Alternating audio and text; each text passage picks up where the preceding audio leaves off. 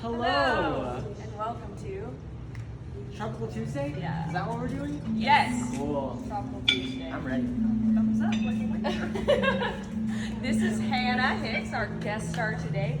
She is going to be telling us some additional details about the split leaf plant. She knows a ton about it and has her own Instagram for her plant Carol. Where can we find you on Instagram, Hannah? Carol the plant.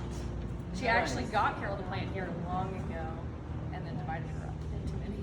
But Cute Carol babies. Yeah, there's a Carol baby here actually. Wow. So, are y'all ready? I'm not. You're not? Okay. Okay, but I will make myself ready.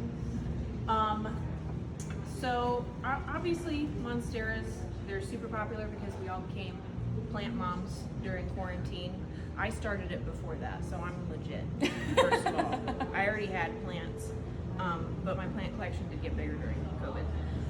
But now that so many people have these, it's obviously an easy plant to care for. Everybody's got them. You can put them in low light, you can put them in medium light.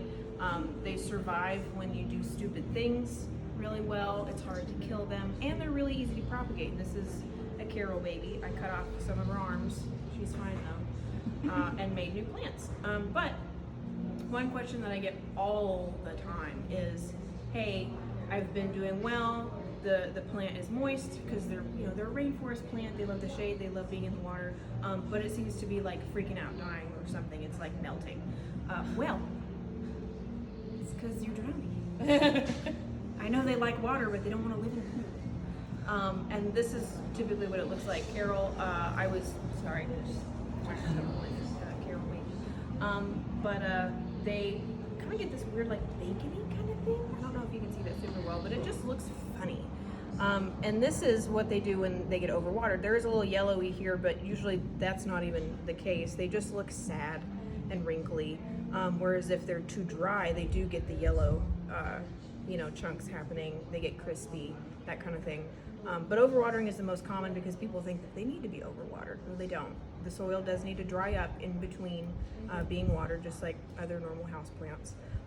And whenever it starts happening, if you catch it early, you can usually bring it back from that. They'll come back. This is obviously too far gone, but once you start to see like the leaves, the fenestrations, will start to droop and whatnot, you can bring it back from that if you catch it. But if you don't, they look like bacon.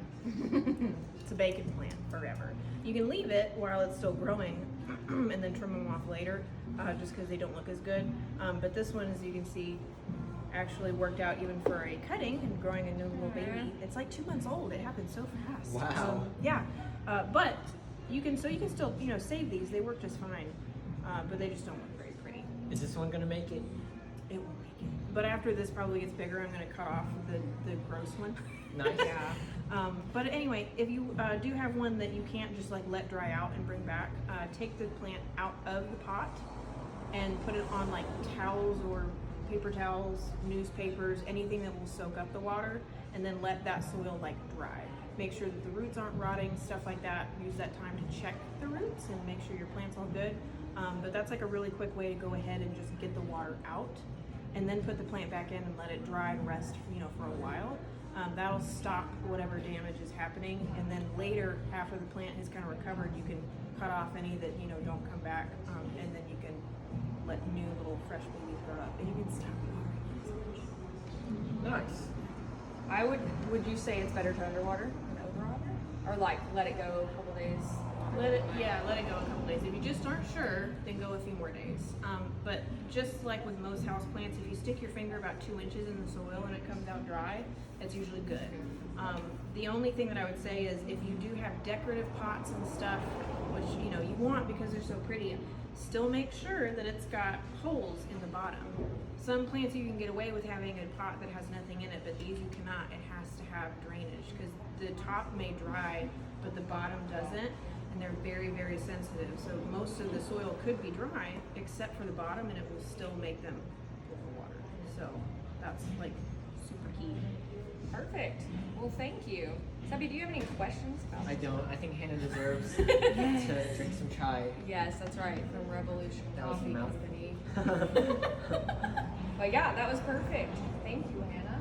You're welcome. Do Do I leave the same way I came in? Let's Yes, let's leave that's the a same great way we idea. came. Okay. All right.